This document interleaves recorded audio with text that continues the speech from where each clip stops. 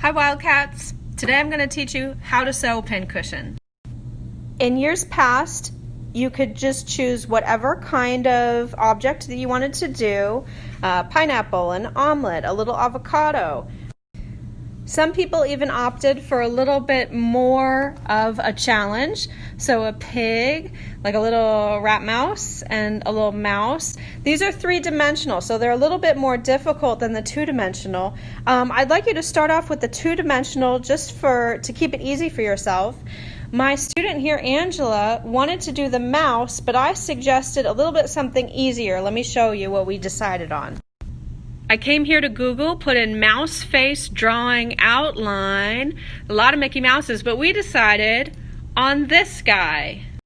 So I'm going to throw him into my Photoshop just to get the face. We print out the face.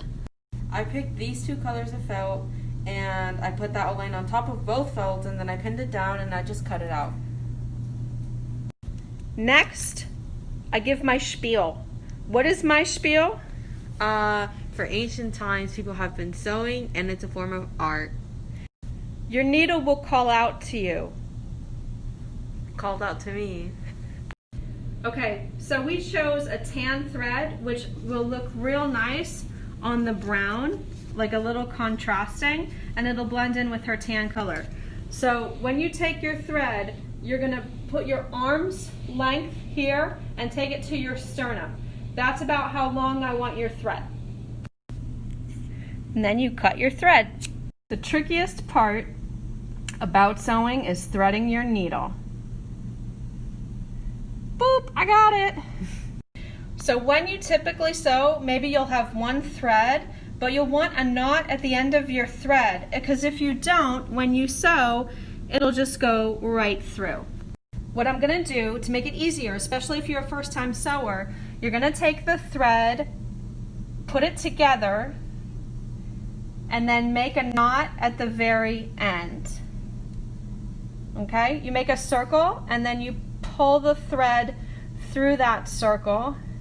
Use the pads of your fingertips to manipulate that knot right there. And the same thing, if I'm going to do it again, I'm going to use my fingertips and the fatty pads of my fingertips to help manipulate the thread so that it'll land right on top of the knot. This is something that you will need to practice, okay?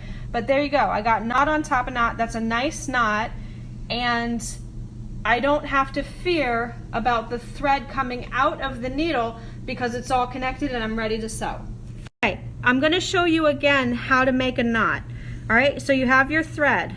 You're going to put it into a circle, all right? There's the circle. Then you're going to take that thread and drop it in the middle of the circle and slightly pull through. All right? Again, you're kind of pushing and manipulating that thread so that it lands right on top of the knot you have already created. And I messed up, but that's fine. It's a little bit higher, that knot, than the two other knots. There are three things that you need in order to sew: fabric, a needle, and thread. Okay, I'm having her sew about 1/8 of an inch from the end. You see how the knot stopped the thread from going through? You pull it up and then you just puncture the felt with your needle and pull down. And that is how you make a stitch. And then go ahead and from the bottom, you're going to come back up. Perfect. And pull all the way through. And then back again. Through here? Yep. So the needle's down position. She's bringing it up.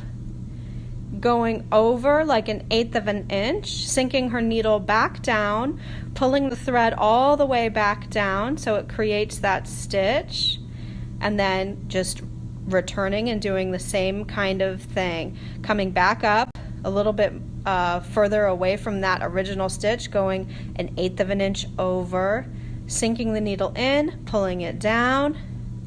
The thread makes a stitch. Okay, she's going to do her last stitch, and I'm going to show you how to knot it, and we'll knot it here on the back side. Okay, we're going to knot it, and we want to leave enough so that you have enough thread in order to make that knot. Again, we make a circle, and then we put the needle through the center of that circle. And using the fatty pads of our fingertips and our fingernails, we're going to manipulate that thread so that the knot lands right on top of the fabric. Let me show you again. I make a circle, and I put the needle through the center of that circle. I pull it, and I'm with my fingernail push down on it so that that knot lands on top of that other knot. Boom chicka boom, we're done. Okay, there's Angela, and she's got it with her arm extended. That's about how much thread I want. Okay, let's say you're sewing at home and you make this mistake where you sew all the way around, but you don't leave a spot where you can stuff the stuffing in for your pincushion. Okay, so I'm gonna cut the thread closer to the needle because I want all that thread length, and I'm gonna take my needle and I'm gonna work it in here because I'm just gonna pick up and backtrack my stitches. Okay? Okay, now we've worked it, and now we have space. We're gonna stuff it. You can just get stuffing at Walmart, and then you're just gonna stuff your little pincushion. Okay, we're stuffed to the brim. Let's finish it off. And once we're done with the stuffing and you go back and stitch that, you'll make that final knot. One. I did it. There's your little mouse. So the purpose of a pincushion is to hold your pins. So here we've got the pins and then also the sewing needle.